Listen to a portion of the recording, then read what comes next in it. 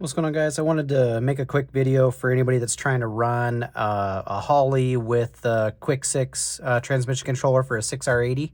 That's what we decided to go with our combo, and I found a couple things that are some small bugs, but we found a way to work them out.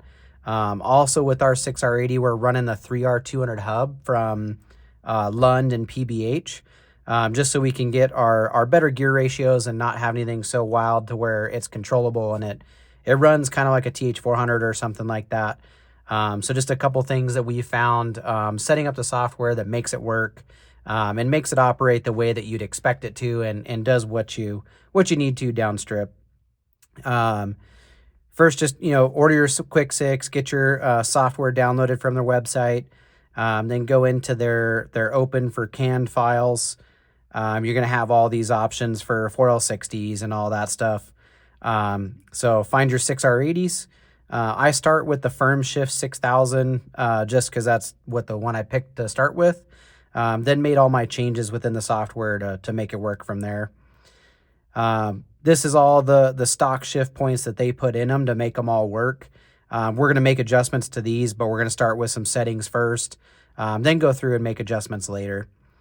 In your settings tab over here, you're going to set what your horsepower is of your vehicle, whatever it is. Select whichever one makes sense for what you have or what is actually what you're making. Just so it does have all the settings that it does need. Then you're going to go to your trans gear ratios. Obviously, if you're running the 3R200 hub, you're going to go to your custom gear set here. Then you got to set these, basically first, second, third are going to be real gears, and that's based off of the 3R200 hub numbers that Lund and PBH have put out there for what they are. We know that first gear is a 274. We know that second gear is a 154. And we know that third is a 10. Fourth, fifth, sixth, we're just making up numbers, but I found numbers that seem to work well. We're going to go for a 0.446 for fourth gear. We're going to go 0.373 for fifth, and we're going to go 0.30 for sixth gear.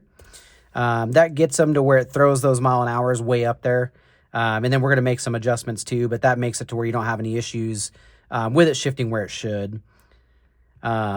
Basically, we're going to delete fourth, fifth, and sixth gear, but I'll show you in a little bit. Throttle position, do your normal, idle TPS, set your idle TPS. Wide open throttle, set your wide open throttle. I turned the boost shifts off for right now because I want it to shift where I want it to shift, and not make any of its own adjustments to where it's not doing what I planned for it to do. Speed sensor, this one you're going to leave the stock unless you changed it. I know I have a 325, and I know I'm running 28s. I did have to make this change. Running the Holly, it does require this 4 pulse per rev. That's what the RPM output is to match what the engine's putting out, what the transmission is seeing. The typical Coyote is the coil on plug 1 pulse per 2 revs, but that makes it to where the RPMs in the Holly and the transmission are way off of each other and they don't line up. So I did have to go to the 4 pulse per rev to make it work. Going to make sure that you have this set, that it is a Hall effect clean tack signal. Want to make sure that's on there so you have that setting correct. Two-wheel drive, I don't do anything. Flex, you skip. Multi-tune, I skip. Converter control, I don't do anything in here. I skip that over. OEM style manual, I don't touch anything in there. Manutronic, I don't mess with. 1-2, I don't mess with. Speedometer output, you are going to do the replicated 12-volt output. That's typically what's going to go into your Holly to give you your speed into the Holly, since we're not running anything else to link the two together. That's what we're using to get our speedometer output for it. Miscellaneous, this one is one that we found. This drag race mode, I don't know how to make it work properly. We ran into issues having it turned on always here.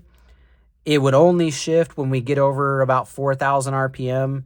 But it would also, at wide open throttle, it would go from first to second and immediately to third gear. So to stop that, we just have this on never. And then we do all of our shifting with our settings over here once we get to that.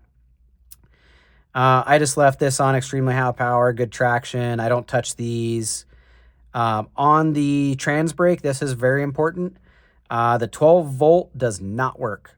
Don't even try it. It doesn't work. It'll lock it into the transbrake. You can't move the car. You only use the grounded output from the Holly or whatever you're using, and it seems to work great. So stick with the grounded. Do not touch the 12 volt. I turn off the full throttle learning because I don't want it to learn anything. I want it to do what I want it to do. And I also turn off the slip detection. Having an aftermarket converter, it seems to mess with it and always has slip detection. And then you can change this. It doesn't give you what they are for stalls, but I just do the increased stall converter. That seems to be working fine. And then display settings, that's just whatever you want it to say. You can change that if you want. And then you go ahead and close this window out. Then you get to all your shift points. So third, fourth, fifth gear, they're all going to be right here. On these, make sure you select your upshifts, which is the solid lines. We're basically going to make these gears unreachable for the setup.